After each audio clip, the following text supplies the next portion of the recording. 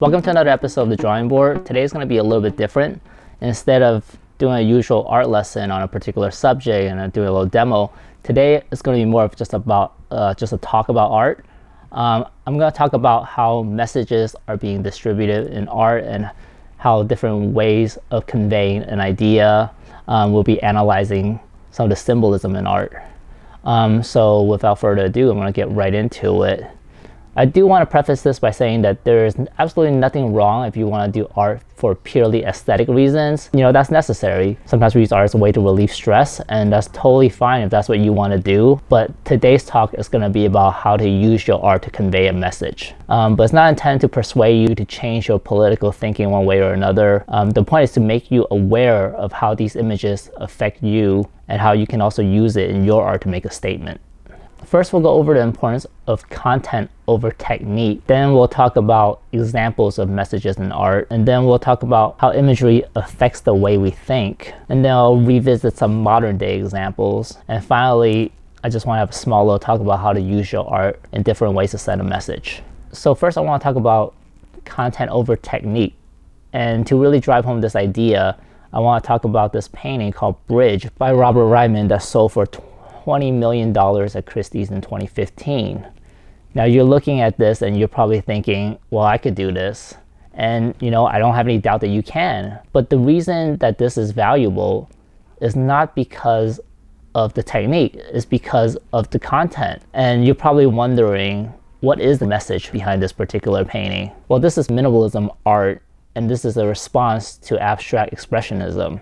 Things like Jackson Pollock. And you can clearly see that the value in these paintings aren't necessarily the technique, because you or I could paint a blank white canvas or splatter a bunch of paint on a canvas. But the reason that these are valuable is because these particular artists actually took the initiative and did it in a time when not necessarily a whole lot of people are doing the same thing. It's really a response to a particular art movement. That's the way it's always been. You have classical art giving way to Renaissance art, giving way to Romanticism art, giving way to realism art. There's just one movement after another. And I'm sure there's probably some art historian that's really mad at me for skipping over numerous art movements, but the idea here is that the part of being a creative is to try to think outside the box, to create something different, to analyze what we've been seeing and create something that's new and different. So let's look at some examples of messages in art. Here we're looking at the We Can Do It poster by J. Howard Miller. And this poster was created to help encourage women to work hard in order to supply equipment for World War II. And you know, there's a couple of things here that I want to point out. First of all, the color scheme. The yellow is really a color that calls for attention. You want to capture people's attention. And then I feel like the blue is really a color for business, color to motivate, to work hard. I also want to point out is the framing. There's kind of two different shapes I see in this framing. There's a square shape that kind of embodies strength. It kind of makes you feel strong and makes you feel capable. And then there's a triangle. The triangle kind of evokes dynamicism. It kind of makes you want to move around, get going, and do things. The other thing I want to point out too is let's look at what she's wearing. There's a bandana that she's wearing, and what does that print kind of remind you of? When I look at it, I kind of think of Minnie Mouse or a child, something youthful, something fun and playful, something that has a certain sense of innocence. And I think if you see that, you kind of can't think that you're on the wrong side of the war, as opposed to someone that's wearing a stripe pattern, which may convey a totally opposite message. Let's look at something that's on the opposite end of the spectrum. This is Guernica by Pablo Picasso. And part of the reason I want to point this out is because there's a lot of little symbolism in this piece. You know, there is the bull, which is a symbol of Spain. There's a lot of people suffering, a broken dagger, a mother carrying her child. And more importantly, I want to point out that stylistically, this is so different than a lot of other war paintings. If you just do a Google search on war paintings, you'll find that one of these is not like the other, right? You see all of these that are very colorful, very bright, very detailed and realistic. And then you see Picasso's Cubism. And, you know, it's not that Picasso couldn't paint, realistic drawings. If you look at his earlier work, he's very well versed in doing realistic work. But I feel like the use of cubism here, it really kind of shows the chaos, the disfigured faces. This is clearly a painting that's against war, showing the harm that it's doing. You could contrast this with something like Liberty Leading the People, which is, you know, while it is a war painting and there are people dying at the feet of liberty here, at the same time, it is very motivational. It is, you know, something that people could take pride in. It's something that people could really embrace. You could admire it purely for the artistic value, even if you don't agree with the content here. Same thing with this one. This one is also slightly darker. Definitely does not glorify war, showing purely death, no motivating forces here. But at the same time, you could still admire this painting purely for the artistic value, how well the figures are drawn, the color and all that. None of these have the uniqueness of what's going on with Guernica. I also want to touch on briefly being culturally aware of the art that you're creating. This is the Great Wave. I think for most people from the West, they're gonna be looking at this and they may see a big wave, but it doesn't look as fearsome as it might to the Eastern audience that this is painted for. If we flip this painting around, this might look a lot more fearsome, right? When you look at it this way, you might see that you're heading towards a wave, or a wave is coming at you. And that's probably because we in the West read from left to right, whereas those from the East are reading from right to left. I don't want people to get too hung up on this because I don't want you to have to be overly concerned about being culturally sensitive that you don't create anything. But if you're creating artwork that is for a specific audience, you might just want to keep that in mind when you're doing that. Okay, so let's get to the meat and potatoes of this particular talk. We're going to talk about how imagery affects the way we think. And starting off, we're going to talk about shapes. So if we look at this painting, and I were to ask you, which mountain would you rather climb? Would you rather climb this really tall Mount Fuji in the back, or this sloping rolling hill that's in the front? And I'm assuming most of you are gonna pick this rolling hill that's in the front. And that's probably because curvy lines create flow and comfort. This is kind of a, you know, easygoing rolling hill, whereas this is kind of a sharp, pointy mountain. Next, we're gonna talk about horizontal lines. Horizontal lines kind of create balance and tranquility. So when I look at this and I see all these uniform windows, it kind of creates a certain rhythm. It kind of creates a sense of, you can expect what's to come next. Or you can see bridges. Bridges is a good example of horizontal line that kind of creates balance or connects something. You can see a man lying on a tree stump here. Because this tree stump is horizontal, it almost looks like a bed. It's just comforting. If you're watching a boat crossing, it's going to be much calmer than a boat coming towards you. Compare this with vertical lines. Now a vertical line like this, like Big Ben here, is going to create a dividing feel. And this is actually one painting. I just kind of split it apart to show the different elements. Same thing of a tree. You can see the trees here are actually angling upwards a little bit. But the same idea, anything that's tall is going to be kind of dividing and imposing. Same thing with the ship, the same ship, but if you're looking at it from a front angle and you're looking at how tall it is, as opposed to how wide it is, it's going to look much more imposing. And let's talk about different shapes as well. If you're looking at a square or rectangular shape, it creates a sense of strength. It creates a certain blockiness, stability. You know, you would feel safe sending your kids in this Lego school bus. But if you see triangles or any pointy shape, it kind of creates this dynamic feel, or the sharp and kind of dangerous, edgy feel. Compare this to circles. Circles will kind of create a cute factor, make things look more rounded, more complete, more unified.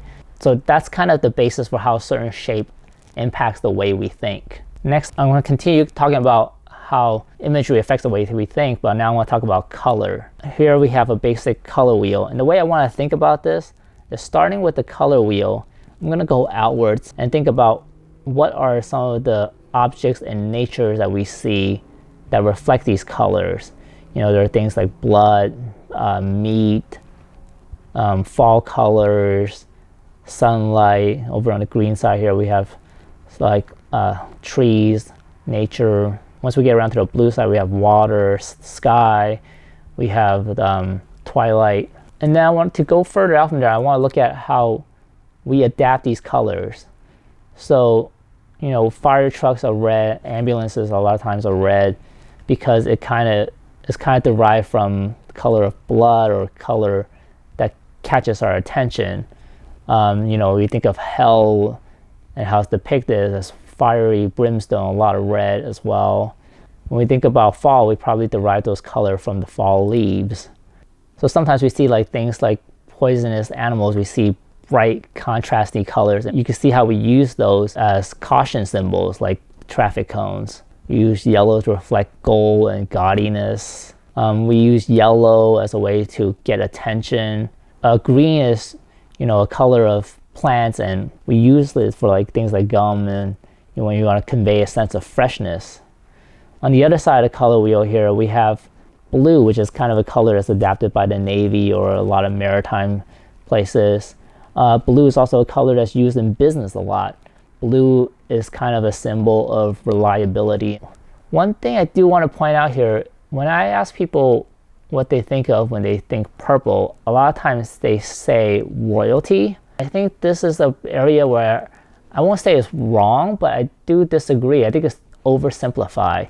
And the reason for that is that I think it's very much a cultural thing. Again, going back to like the painting of the Great Wave, it's cultural in the sense that if you ask Europeans or people in the West, they might see purple as the color of royalty. But if you ask someone from the East, particularly Chinese, yellow is the traditional color of royalty and kings. You could say the same thing for greens. You know, in the West, we associate green with money and wealth, but money in different parts of the world is often not green. So I just want you to be aware of that. It's not necessarily wrong. This is just an example of some interpretation, but I want you to also be a little bit open-minded to other cultures and how they may interpret colors differently. And as we go further out in the color circle here, I'm going to actually write out what are some of the words that we associate with these particular color. I do want to point out that this color wheel is missing brown and missing pink. Brown is really a color of kind of organic, rustic, whereas pink is kind of love and youthful, playful color. In addition to color, we also have to think about white, gray, and black. This is not a picture about yellow stars. It's really the absence of light here. So, you know, we see snow as the color of white or pearls. You know, gray, we see gray clouds. We see a person as they age, they go gray. And the way these colors are used, you will see a lot of times hospitals and even hotels are often use white to kind of create a feel that things are sterile and it's clean. Of course, brides almost always wear white because it creates a sense of purity. Gray is very much a neutral color. It's halfway between white and black. It creates a sense of balance, and it's often used in terms of mechanical or industrial things. But it's also a symbol of wisdom. You know, you think of Gandalf the Grey, you think of anybody that's aging and also wise. Black creates a sense of seriousness. It's the color that we kind of associate with death because, you know, people go to a funeral, they wear all black. There's also a color that you'll see the law enforcement use, a symbol that bodyguards, people in protective service, because it kind of denotes a sense of strength and seriousness. Okay, now that we have that figured out, let's go back to looking at some images. And in the modern world, nowhere is that used more effectively than in marketing. So here you see an ad put out by Burger King, and this was for the LGBTQ movement. It says love conquers all, and it shows the two rival mascots kissing. I'm picking this image partly because it is, one, painted. It is a piece of art as opposed to just a, you know, just a generic ad. But there's a couple of things we want to consider here. One is the shape of the two figures almost creates a heart shape. And secondly, it's no coincidence that these major burger companies uses the colors red and yellow. because red and yellow is kind of symbolic of their food. You think about the ketchup and mustard, you think about the red meat and the yellowish buns. Those are the colors that makes people hungry and drive business to their establishment. And a lot of times marketing uses art in very subtle ways. Here's an example of the FedEx logo. And I don't know how many of you have noticed this, but there is the secret little arrow hidden between the E and the X. And the reason that is there is because, like I said earlier, the triangle, it kind of creates this sense of speed, and it makes you feel like you're going to get your package sooner rather than later. But you can also use negative space in some very clever ways. If you look at logos, a lot of times logos use negative space in very effective ways. This is the logo of the Pittsburgh Zoo. And obviously you see this tree here, but in the negative space you see a face of an ape and some type of big cat, a lion or a cougar. You also see some birds and some fish as well, because it's a zoo and an aquarium. And this is kind of like the drawing that I'm sure you've all seen of the vase with two faces on it on each side. This is a play on the same idea, except for it's using animals and a tree. And unfortunately, people kind of use some of these subliminal messages in the political environment as well. Okay, if you're looking at this photo of Sarah Huckabee Sanders, what strikes you about this photo? Is there anything that would kind of convey a message? You might think the dress, but not really, because her outfit changes depending on the day. But what's usually consistent is that she wears the pearl necklace. And you gotta think about what type of people wears pearl necklaces. Usually someone of a motherly or grandmotherly figure, someone that you come to trust. And as press secretary, you're responsible for conveying a message, and you want people to believe your message. It's not just one-sided either. In the interest of being fair and balanced, you'll see that, either side of the political spectrum, you'll see people utilizing imagery as a way to try and manipulate you. If you look at political campaigns, you'll often see that they'll portray their opponent and contrast the image with most of the color and saturation removed, so they look kind of like this lifeless zombie creature. And at the end, when they show the part where they approve of the message, they obviously show themselves in much better light, more color, more vivid. Although I would say neither one of these images were particularly well done. This is still kind of a little bit dark and gloomy. And this half of his face is in shadow, kind of gives it a two-faced thing. But nonetheless, I think you get the point. All right, so how can you apply these ideas to your own art? Well, I think, like I said earlier, art is often a response to an existing condition, sometimes to other art that you've seen, but sometimes to what's going on around you. So here's a mural done by a friend of mine and a friend of his. This is clearly about the Black Lives Matter movement. You can see the symbol of the fist, which has been adopted by the Black Lives Matter movement and the Black Panthers prior to that. You can also see a lot of messaging in political cartoons. This is a little bit lighthearted one talking about race. This is by Keith Knight, pretty well-known cartoonist. There's also a TV show about him now called Woke. Lastly, I want to show you this painting called Venice in Oil by Banksy. And the reason I want to show this one, again, is a commentary on what is happening around the world.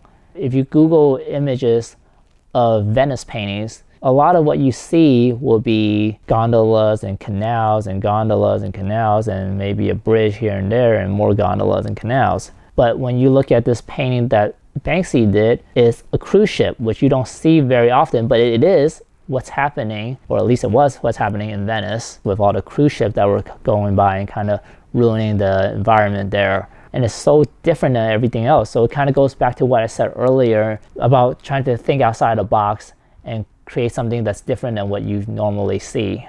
So hopefully what you got out of the discussion today is an understanding of how people use images to try and manipulate the way you think, but at the same time have an understanding of how this is happening, how lines, shapes, and color are affecting the way you think, so that you can use it in your art as well. So you're not just on the receiving end of these images, you're also on the giving end, so you can use this as a way to create a more impactful message through your art.